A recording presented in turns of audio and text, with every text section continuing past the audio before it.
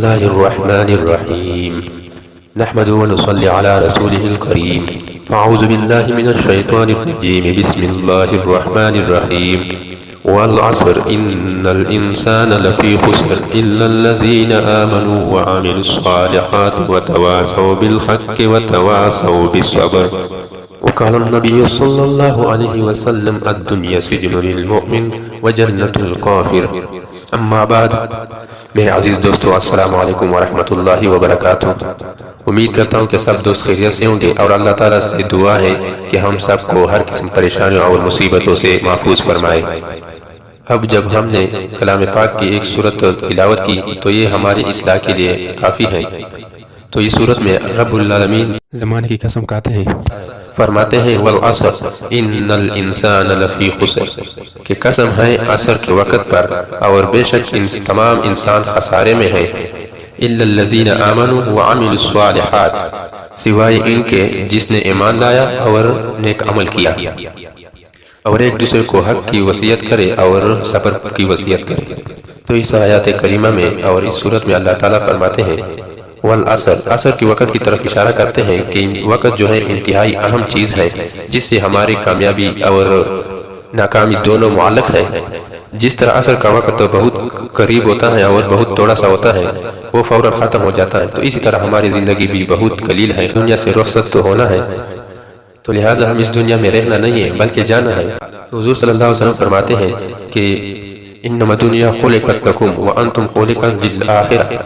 کہ دنیا تمہارے لیے اللہ تعالیٰ نے پیدا کیا ہے اور تم کو اللہ تعالیٰ نے آخرت کے لیے پیدا کیا ہے، تو لہٰذا ہمیں آخرت کی فکر ہونی چاہیے جس میں ہمارا ہمیشگی ہوتی ہے، جو نہ ختم ہونے والا زندگی ہے۔ اور دوسری جگہ حضور صلی اللہ علیہ وسلم فرماتے ہیں کن فی الدنیا کانک غریب او عابر السبیل، کہ تم دنیا میں ایسے رہو جیسا کہ اجنبی یا ایسا کہ جیسا کہ کوئی راہ میں مسافر چلنے والا۔ تو لہٰذا ہمیں چاہیے کہ ہم اپنا وقت کو قیمتی بنائیں اور تھوڑا سا وقت ہے اس میں اللہ تعالیٰ کو راضی کریں،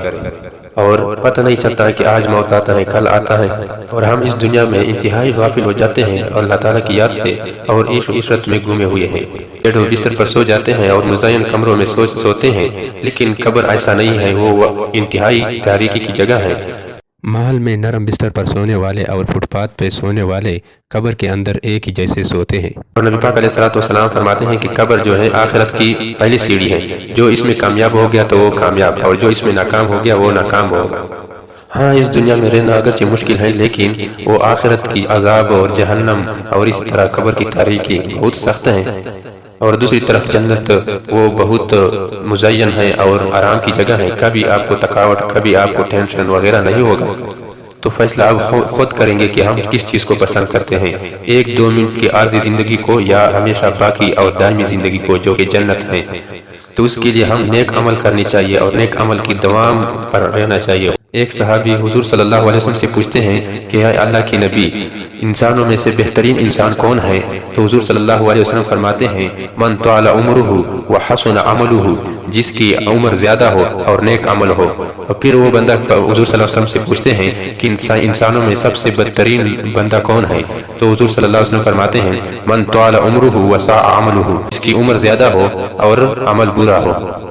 ہاں یہ بات تو ہے کہ اس فتنی دوروں میں اللہ تعالیٰ کو راضی کرنا مشکل ہے، کیونکہ حضور صلی اللہ علیہ وسلم نے فرمایا الدنیا سجن للمؤمن وجنت الکافر، اور دنیا مومن کے لیے قید خانہ ہے اور کافر کے لیے جنت ہے۔ اور اگلے آیات میں اللہ تعالیٰ فرماتے ہیں ان الانسان لفی خسر، کہ بے شک تمام کے تمام انسان خسارے میں ہیں، سوائے اس کے الا الذین آمنوا وعملوا الصالحات، جس نے ایمان لایا اور نیک عمل کیا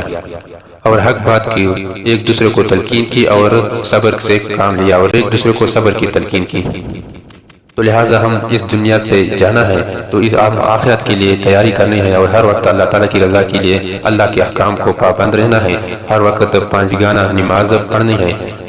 اس طرح نماز، حج، روزے وغیرہ ہم ادا کرنی چاہیے، جس وقت جس ٹائم میں اللہ تعالیٰ کے حکم متوجہ ہو اسی کی تعمیل کرنا، اور جس سے ہمیں روکنے کی حکم ہو تو اس سے باز آنا،